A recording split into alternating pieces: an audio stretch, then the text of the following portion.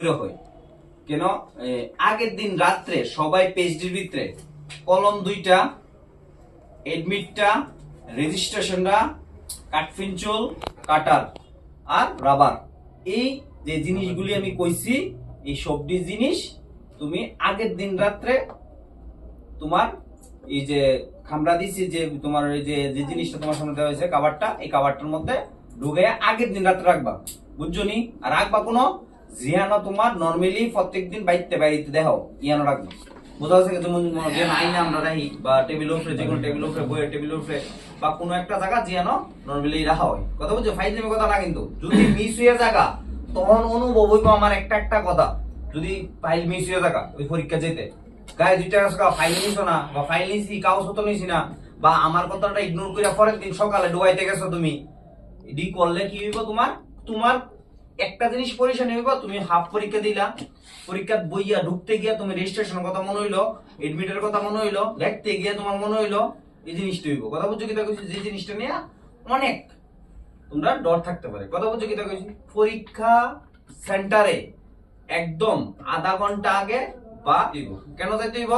সেন্টারটা পার্টিকুলার ঠিক আছে নি, এডমিটের লোকে যে নামটা দিছে এই স্কুলের নামটা, এই স্কুলের নামটা আর এডমিটের কার্ডের নামটা ঠিক আছে নি, এই জিনিসটি পার্টিকুলার, কথা কয় না, পার্টিকুলার এই জিনিসটি তোমার ঠিক আছে নি, এই জিনিসটি দেখতে হইব ফার্স্ট অফ অল, কথা বুঝছো? কি কইছি? সেকেন্ড হইতাছে পুরাতেই স্কুল ড্রেস পরে যাও, সবাই স্কুল ড্রেস পরে যাবো, চাইও কেউ আউট ড্রেস পরে যাইও না, সেন্টারে ঢুকতে দেন, আউট ড্রেসে সেন্টারে ঢুকতে দিত না, স্কুল ড্রেস পরে যাবা। আই কার্ডটা কম্পালসারি, তোমার নামটার আই কার্ডটা তোমার যাতে ঝুলাই না থাকে গলার মধ্যে, বুঝতে পারছি? কি তা কইছি? কারণ জীবনে প্রথম পরীক্ষা দিতে চাইতেছো, এই কয়েকটা জিনিস কোয়াটা বাধ্যনীয়, কথা বুঝছো? কি কইছি? আর যেটা হইব সবচেয়ে আগে, যে এই কথাটা সবাই মনে রাখবা, যে যে ডরাইছে তারপরে কি খারাপ, যে ডরাইছে পরীক্ষার ভিতরে। কারণ হইতেছে ফার্স্ট অফ অল হইতেছে অনেকে অনেক কিছু মাথার ভিতরে তিন করে, যে এটা এমন তোর হইতে পারে, ওই রকম হইতে পারে, এই রকম হইতে পারে, কঠিন প্রশ্ন হইতে পারে, এরকম অর্থে কোনো কিছু নাই, কথা বুঝছো? সবটা তোমার বইয়ের থেকে পরীক্ষাটা হইব, কথা বুঝছো? বইয়ের থেকে প্রশ্নটা করইব, ঠিক আছে? তুমি 1 বছর পড়ছো, 1 বছরে এক্সপেরিয়েন্সটা ভালোই গ্রেন করো তোমরা, কথা বুঝছো? কেউ 70%, কেউ 80%, কেউ 90%, 100% গ্রেন কেউই করতে পারে না। এক্সপেরিয়েন্স একটা জিনিস আছে, এটা অনেকটাই লাভবান হয়, কথা বুঝছো? কি কইছি?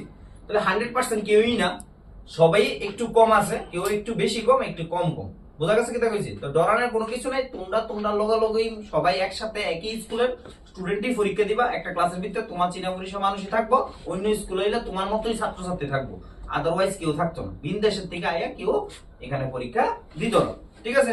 তাহলে সবচেয়ে আগে কি করতে হইব? ডটটা আমার সরালেই দিব, আমার বইয়ের থেকে আইব। আর সবচেয়ে যে জিনিসটা সবচেয়ে বেশি বাদনীয় সেটা হইতেছে আমার ফার্স্ট অফ অল এই কথাটা জানতে হইব যে আমি কিভাবে পরীক্ষাটা দেবো, বাড়ি থেকে প্ল্যান করে পরীক্ষাটা চাইতে হইব, বুঝাইতে পারছি?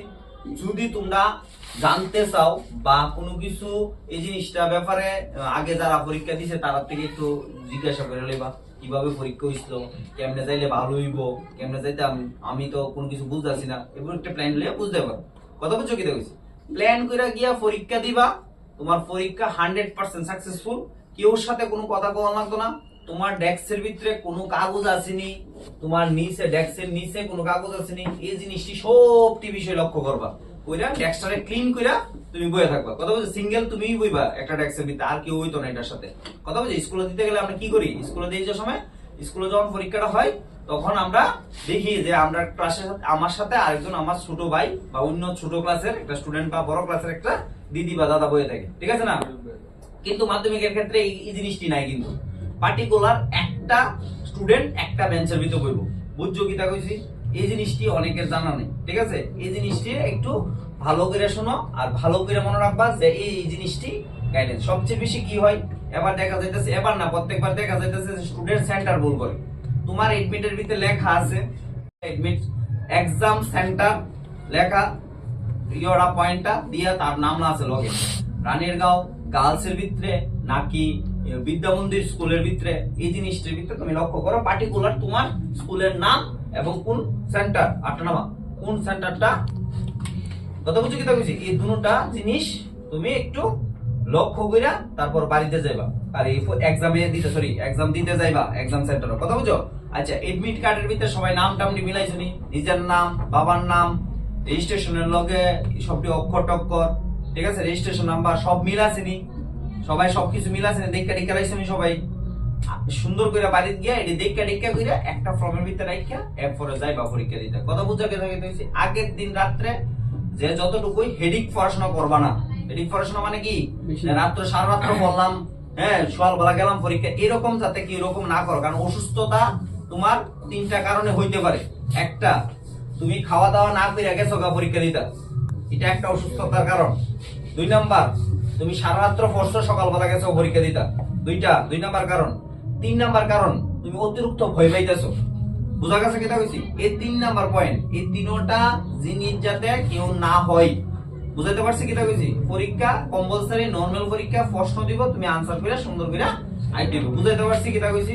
সারা বছর যা যা পড়ছো ওই জিনিসটি কইরা শেষ করো। কথা বুঝছো কি কইছি? এটা আসলো আজকের ফেরোলের মূল মন্ত্র। বুঝুনি কিটা কইছি?